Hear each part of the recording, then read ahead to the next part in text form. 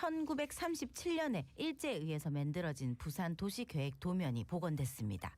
그 안에는 지금 북한 매립이나 삼복도로 계획 흔적이 확인됐다기에 관련 내용 상세히 들여다보고 도면이 갖는 의미도 짚어봐야겠습니다. 네, 부경 근대사료연구소 김한근 소장님 전화로 만나보겠습니다. 안녕하십니까? 안녕하십니까? 안녕하세요. 반갑습니다. 예, 소장님. 네. 자, 오늘 질문 좀 드릴 텐데 1937년 일제에 의해서 부산에 최초로 수립된 도시계획 도면이 복원됐다고 들었습니다. 이게 네네. 어떻게 발견이 됐고 어떻게 복원이 된 자료인지부터 여쭤보겠습니다. 이 지도의 이제 바탕 지도가 1936년 4월 7일 검열제라는 표기가 있는 부산부 약도 위에 이제 그려진 것인데요. 예. 이제 알려진 바로는 시에서 이제 부산시가지 및 도시기반 시설 조성에 관련한 역사 자료를 찾기 위해서 시청 문소고를 열람하던 중에 발견됐다고 합니다. 근데 이제 1937년에 작성된 이 시가지도 평면 크기가 가로가 1m가 조금 넘고 세로가 1m 40cm 정도 큰 계획도인데 예. 이게 이제 A4 용지의 한 절반 정도 크기로 좁혀져가 있는 상태에서 발견됐는데 제가 이걸 쭉 분석을 해보니까 아마 이게 만들어진 게 1937년경부터 해서 아마 60년대 초반까지 거의 수년에서 아마 30여 년간 적고 펴고 하다 보니까 굉장히 이게 훼손이 심했어요. 네. 이거는 이제 복원을 했다는 겁니다. 이번 복원을 통해 가지고 확인된 사실들 좀 짚어주신다면 예? 저도 이 지도를 보고 굉장히 깜짝 놀랐습니다. 왜냐하니까 일제가 이 시기에 이미 부산시가 계획도가 그 1960년대 이루어졌던 그 시가지 계획하고 네. 거의 유사한 부분들이 많았다는 것 때문에 제가 깜짝 놀랐어요. 그렇군요. 이런 좀 확인된 사실들 중에서 가장 좀 눈여겨 보시는 점은 어떤 걸까요? 그러니까 그 당시에는 부산에서 이제 중구, 서구, 동구 중심이 원도심이었던 것은 이제 외곽 지역이었던 대연동에서 서면 일대까지 전차 노선망도 굉장히 광범위하게 계획하고 있고, 예. 그리고 지금 우리가 흔히 말하는 서면 로타리, 부산의 중심주의 중에 하나죠. 여기에서부터 해서 범일동까지를 그 대로를 이때 이미 다 계획을 했고 이것이 그 당시에 만든 것이 지금의 도로 그대로라는 거죠. 그리고 양정에서 서면간 전차 노선이 이때 이제 변경이 되고 그리고 이제 범천동과 좌천동의 이제 과선교도 이때 만들었고 가장 놀란 것은 삼복도로 계획이 이미 이때가 돼 있다는 걸 봤습니다.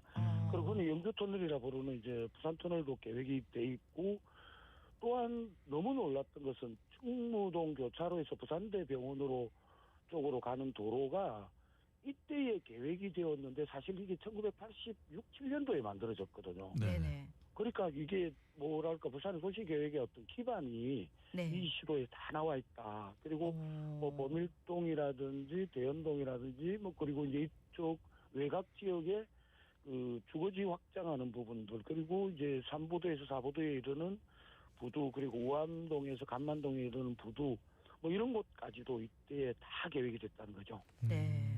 말씀하신 것처럼 지금 이 도면에 삼복도로와 매우 유사한 도로 노선 계획도 표시돼 있다고 했습니다. 그동안 예. 이 지도를 받는 순간에 현재 지도를 바로 이제 저번으로 깔고는 이 지도를 매핑 그러니까 지도와 지도를 겹쳐서 봤는데요. 네네. 수정동 지역의 일부를 제외하고는 거의 같아요.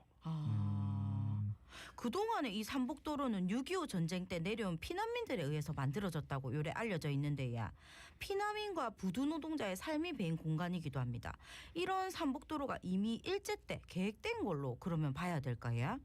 그러니까 이제 저도 이제 이 부분에 대해서 굉장히 좀 여러 생각을 가졌던 것이 뭐냐니까 사실은 일제시 이 지도가 만들어지는 시기에 산자락 지역에 그다지 사람이 많이 살지를 않았는데 네네. 아마 앞으로 이제 요게 만들어진 게 이제 원래 이제 도시 계획을 30년 후 그러니까 1937년에 만들면서 60년대 중반에 도시가 이렇게 변할 거다. 그러니까 그 당시 인구가 20만이 채 안 됐는데 앞으로 40만 인구가 될 것이다라고 계획을 하면서 부산이 평지가 거의 없잖아요. 동네 지역을 빼놓고는. 예. 그러다 보니까 아마 그 원도심 지역에 산자락에도 사람 주거지를 마련하는 걸 이때 이미 계획했던 게 아닌가 이렇게 봐지는 거죠.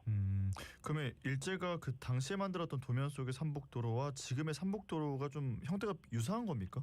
거의 같아요. 수정도 일부를 제외하고는 노선이 거의 같이 나와요.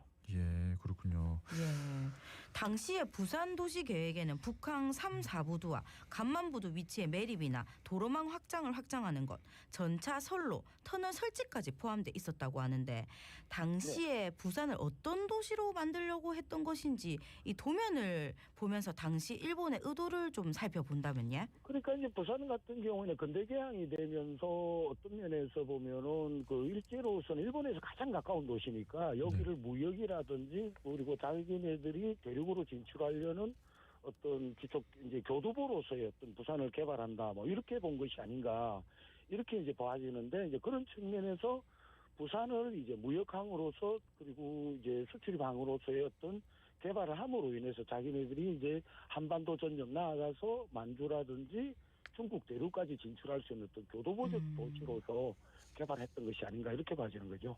예. 네. 자, 이렇게 일제가 만든 도면을 보셨을 때 실제 지금의 부산 도시 구조와 이어지는 부분들이 지금 많다는 말씀을 해주고 계시는 것 같은데 네. 부산의 도시 형성에 어느 정도 영향을 미쳤다고 봐야 할까요? 사실 이 지도를 이때 이 사람들이 만들고는 이제 그 당시에 주로 이제 42년, 43년도에 도시 기반을 이제 만들어 가는데 네. 이때가 일제가 37년에 중일 전쟁을 일으키고 나아가서 41년에 태평 전쟁을 일으키지 않습니까? 이 과정에서 아마 제대로 이 도시 계획대로 됐던 것이 아마 좀 빠졌던 부분이 많았던 것 같은데. 네. 근데 우리는 이제 해방되고 난 뒤에 곧바로 한국 전쟁을 겪지 않습니까? 근데 한국 전쟁 이후에 60년대 초에 들어서서 겨우 부산이 도시 계획을 이루고 있는데 네. 이때에 이 지도가 저본이 되어서 개발한 게 많았다라고 보면 아마 그 해방 이후에 이 지도에 나타난 어떤 이 도시 계획들을 거의 그대로 우리가 답습을 했다 이렇게도 볼 수가 있어요. 예. 일제 강점기 도시 계획이라는 점에서 이 도면을 좀 비판적으로 바라봐야 할 지점도 있을 듯한데 어떻습니까? 근데 이제 흔히들 그런 얘기하죠. 일본이 우리에게 이렇게 어떤 도시 계획이라든지 개발이라든지 이런 걸 하지 않았더라면 우리가 과연 세계적 도시가 될 수 있었을까 하는 그런 측면에서 일본에게 고맙다라고 느끼게 되는 뭐 의견도 있습니다만은 근데 또 한 국가가 특정 어떤 타자의 눈으로 이제 개발이 되었다. 이것은 조금 우리가 비판해 볼 필요가 있다는 거죠. 사실 부산은 산, 강, 바다뿐만 아니라 온천과 해수욕장까지 지니고 있는 정말 멋진 도시거든요. 네.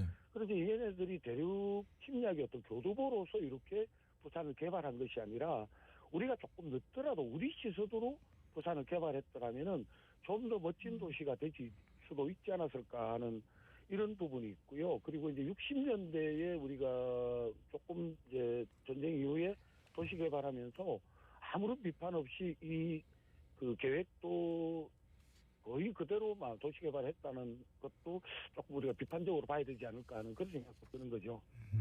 그러니까 이게 우리가 좀 주체적으로 부산이라는 도시를 어떻게 만들어갈지에 대한 고민이 없이 일본이 일제시대에 만들어 놓은 것으로 우리가 도시를 개발했다는 거에서는 좀 문제가 있다는 말씀이신 것 같은데 그렇죠.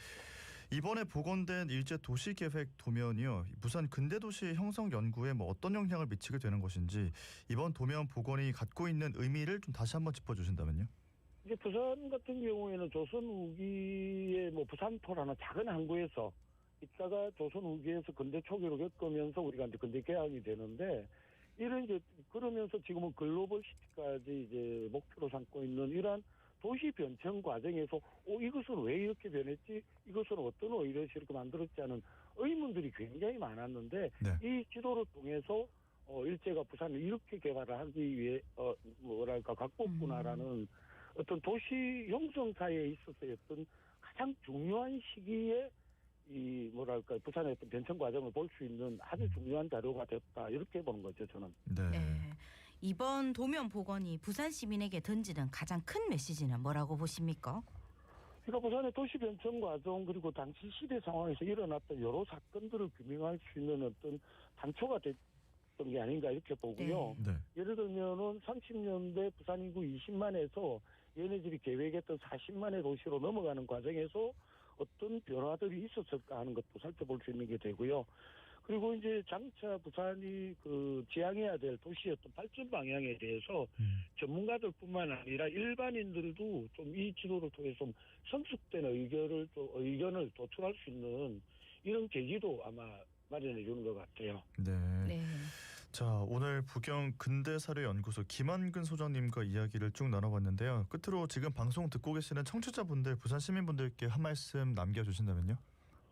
제가 사실은 2년 전에 범일동에 대한 조사를 하면서 굉장히 의문이 많았던 것들이 많았는데 네. 이 지도를 통해서 제가 발견한 부분들이 굉장히 많습니다. 정말 특별했던 것은 뭐냐니까 이 도시계획도대로 시행하는 과정에 1941년에 네.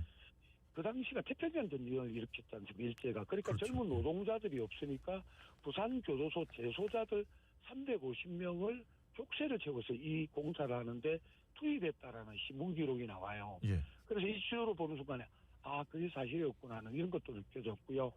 이 지도를 좀 더 상세히 분석해 보면은 부산의 도시 변천 과정에 대해서 알 수 있는 부분들이 굉장히 많다 이렇게 느끼는 거죠. 네. 네.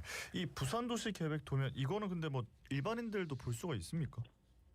이번에 아마 보건 제가 때문에? 볼 때에 조만간에 이것이 아마 부산 근현대 역사관으로 이관이 되면서 예. 네. 아마 일반 시민에게도 아마 공개 열람이 가능하지 않을까 이렇게 봐지는 거죠. 알겠습니다. 이제 또 공개 열람이 되면 한번 가서 직접 보시는 것도 의미가 있을 것 같습니다. 자, 오늘 말씀은 여기까지 듣고 보내드리겠습니다. 고맙습니다. 고맙습니다. 감사합니다. 네, 지금까지 부경 근대사료연구소 김한근 소장님과 이야기 나눠봤습니다.